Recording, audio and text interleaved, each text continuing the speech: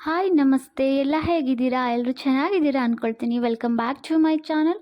ಇದು mini vlog. ಬೆಳಗಿನ ರಂಗೋಲಿ ಆಮೇಲೆ ಬೆಳಗಿನ ಬ್ರೇಕ್ಫಾಸ್ಟ್ ಎಲ್ಲ ಮುಗಿಸ್ಕೊಂಡು ನಂತರ ನೆಕ್ಸ್ಟ್ ಡೇಗೆ ನಾನು ಕೆಲವೊಂದಿಷ್ಟು ಪ್ರಿಪ್ರೇಷನ್ನ ಮೊದಲೇ ಹೇಗೆ ಮಾಡಿಟ್ಕೊಳ್ತೀನಿ ಅಂತ ಈ ಲಾಗಲ್ಲಿ ಶೇರ್ ಮಾಡ್ತಾ ಇದ್ದೀನಿ. ಈ ಥರ ಕಾಯಿ ಒಡೆದಿಟ್ಕೊಂಡಿರ್ತೀವಲ್ವ, ಅದನ್ನು ನಾನು ಈ ಥರ ಪೀಸ್ ಮಾಡಿ ಈ ಥರ ಸ್ಟೋರ್ ಮಾಡ್ಕೊಂಡ್ಬಿಡ್ತೀನಿ.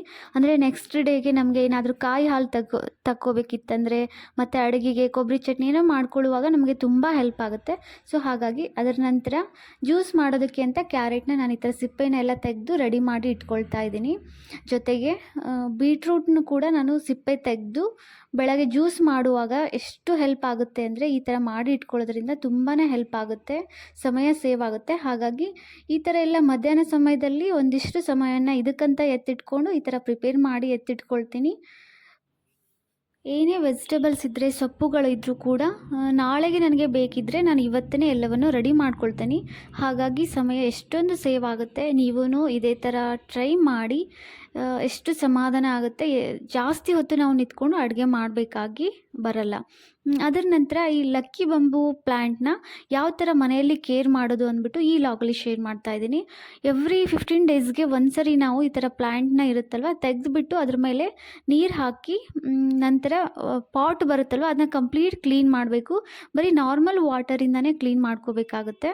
ಸೋಪ್ ಹಾಕಿ ಕ್ಲೀನ್ ಮಾಡಬಾರ್ದು, ಪ್ಲ್ಯಾಂಟ್ ಹಾಳಾಗುತ್ತೆ. ಹಾಗಾಗಿ ಆಮೇಲೆ ಇದಕ್ಕೆ ಫಿಲ್ಟ್ರ್ ವಾಟರನ್ನೇ ಹಾಕಬೇಕು, ಅಂದರೆ ಚೆನ್ನಾಗಿ ಗ್ರೋ ಆಗುತ್ತೆ. ನಾರ್ಮಲ್ ಟ್ಯಾಪ್ ವಾಟರ್ ಹಾಕೋದ್ರಿಂದ ಅಷ್ಟು ಚೆನ್ನಾಗಿ ಇದ್ರದ್ದು ಆ್ಯಕ್ಟಿವ್ ಅನಿಸಲ್ಲ ಪ್ಲ್ಯಾಂಟ್. ಹಾಗಾಗಿ ಫಿಲ್ಟ್ರ್ ವಾಟರ್ ಹಾಕಬೇಕು ಮತ್ತು ಪಾಟ್ನ 15 ಡೇಸ್ಗೆ ಒಂದ್ಸರಿ ಕ್ಲೀನ್ ಮಾಡಬೇಕು. ಜೊತೆಗೆ ಪ್ಲ್ಯಾಂಟ್ನ ಪೂರ್ತಿಯಾಗಿ ನೀರು ಹಾಕಿ ತೊಳಿಬೇಕು, ಸಾಫ್ಟಾಗಿ ನೀರು ಹಾಕಬೇಕು.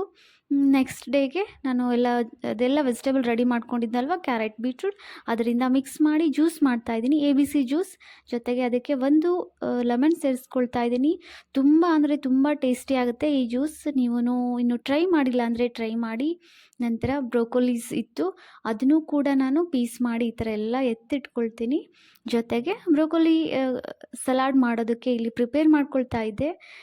ಸಿಂಪಲ್ಲಾಗಿ ಇದಕ್ಕೆ ನಾವು ಯಾವುದೇ ಹೆಚ್ಚು ವೆಜಿಟೇಬಲ್ನ ಸೇರಿಸ್ತೇನೆ ಮಾಡ್ಕೋಬೋದು. ಹಾಗೆಯೇ ಅಥವಾ ಕೆಲವೊಂದಿಷ್ಟು ಕ್ಯಾರೆಟ್, ಬೀನ್ಸ್ ಎಲ್ಲ ಸೇರಿಸಿನೂ ಮಾಡ್ಕೋಬೋದು. ಡಯಟ್ ಪ್ಲ್ಯಾನ್ ಏನಾದರೂ ಮಾಡ್ತಾ ಇದ್ದಾಗ ಈ ಸಲಾಡ್ ತುಂಬ ಹೆಲ್ಪ್ ಆಗುತ್ತೆ.